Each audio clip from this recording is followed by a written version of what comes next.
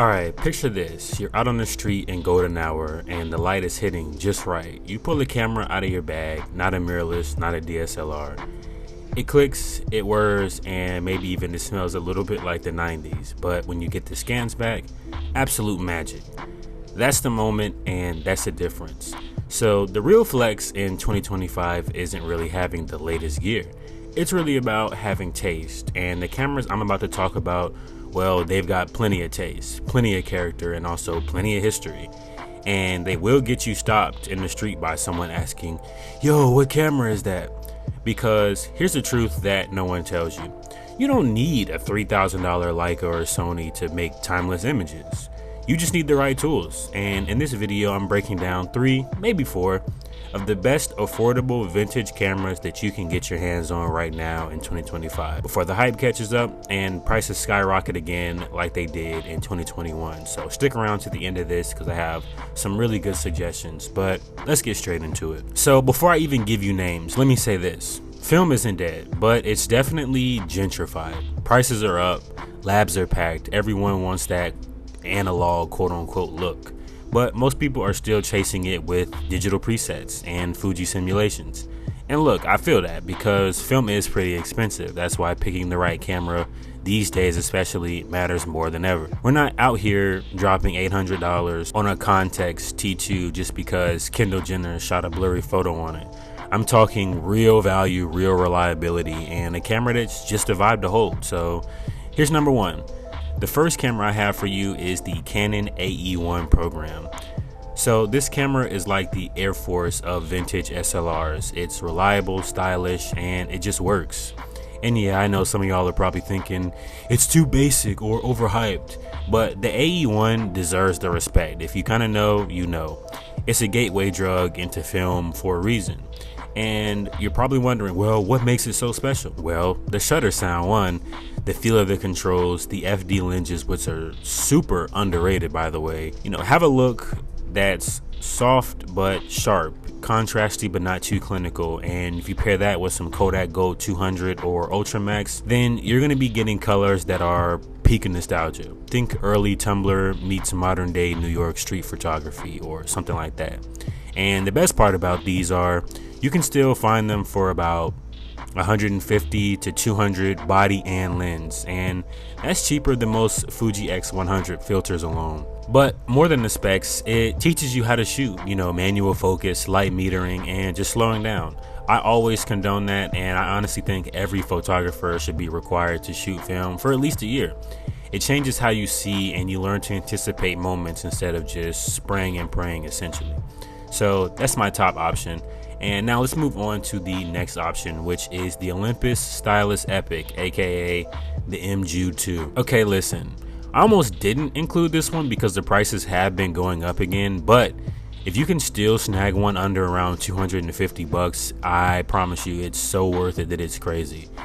Because this thing is tiny, like actual pocket size, like pocketable. It's got zone focus, f2.8 lens. It's crazy sharp. It's the kind of camera you bring everywhere because you don't think about it. And that's really the true magic about cameras like these.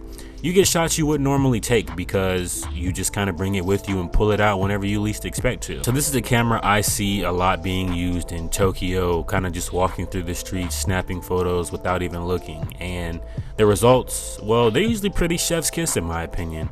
You know, they're moody, gritty, and pretty real because there's something about the flash on this thing that makes skin tones look like they just came from a Wong Kar-wai film or something like that.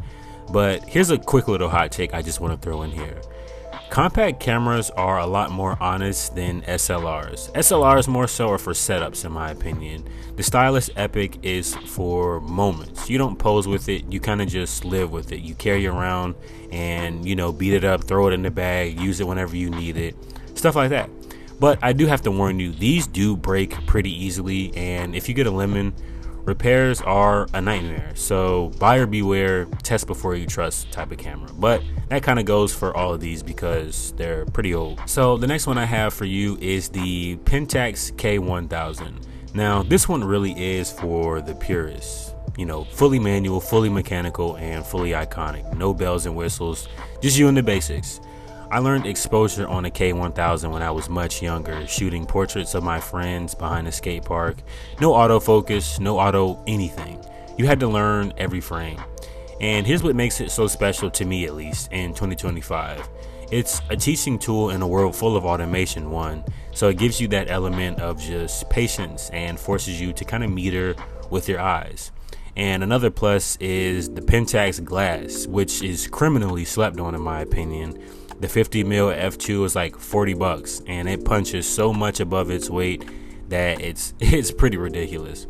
Also, these cameras are like tanks, so I've dropped one of these down the stairwell in a parking garage a couple of times and it still works. If you try that with a digital body, I promise you will be paying hundreds in repairs. So that's one of the biggest plus. And finally, the most important thing is that you can find a K1000 for under $180, which is less than a repair of Hypebeast sneakers. And the return, well, you're gonna get timeless images and some real skill development, I'll tell you that. So don't sleep on this option. But before we continue to the last option, let me ask you a question real quick. Do you think photography is better when it's limited? Like, does removing features, autofocus, metering, even an LCD make you more creative, or does it just make things harder for no reason?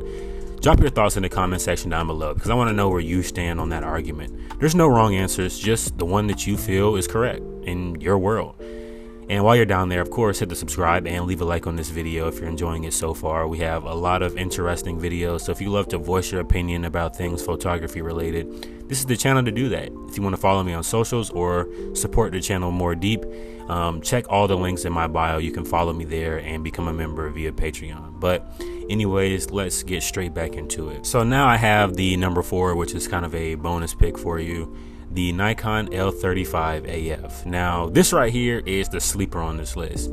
People sleep on Nikon in general and the point and shoots like especially, but this one is a real beast in my opinion. The lens is a 35mm f2.8 with legit coatings that give you contrast and that punch in a way that most compacts just don't. And it's got that old school Nikon build, solid, no nonsense, and it feels like a baby f3 but fully automatic. I shot a roll of Cinestill 800T through this at a neon lit diner in Philly, I believe, and the results had a real cinematic glow without you really needing to do anything in post. This is the kind of camera that will make your VSCO edits feel kind of irrelevant, essentially. And the best part about these are you can grab one for like 100 to 150 if you absolutely hunt, which is probably one of the best deals on this list, I'm not gonna lie. So now that we have all the options, let's zoom out for just a quick second and let me give you some key information here too. So of course, you know, we live in an era where everything is too perfect. We've got AI editing, 60 megapixel sensors, stabilization so smooth that it feels fake. But real photography has texture and flaws, light leaks, even expired film, maybe even just a little bit of a softer focus. So these vintage cameras kind of reinforce or reestablish those same principles. They force imperfection, and in doing that, they make your work feel a lot more human. So look, I'm not gonna lie, I shoot plenty of digital too. I love, you know, a Sony a7 IV, but I will say this. The photos people talk to me about, the ones they remember, are almost always shot on film. Not because the resolution is better, but because the story within them just hits a lot more. The scratch on the negative is the story. The slightly missed focus plays into the story. The one frame you almost didn't take, but you did, that's a part of the story as well. And if you made it this far, let me bring this full circle just so we can go ahead and wrap things up so you guys can get back out there. Remember when I said at the top about pulling a camera out of your bag and feeling like it means something? These cameras aren't just tools, they're portals or even just time machines. They're the difference between shooting of life and shooting in life. So if you're looking to get into film or even just switch things up creatively, start here. All you require is a small budget and just a lot of ambition. Start cheap and start real. And you'll find that when you do, it's not just about the photos, it's about the moments that you notice again. And again, that's what all of this is really about to begin with. But Anyways, if you made it this far, I appreciate you for watching, and of course subscribe, leave a like on this video, follow me on socials in the links down below, or if you want to support and become a channel member, that's all down there as well. I also have a photographer's Discord, so if you want to join my community, have a little bit of fun, talk about some things, whatever, hang out, that's also there as well, so feel free to join that. But anyways, I appreciate you for watching once again, and I'll catch you all in the next one. Peace.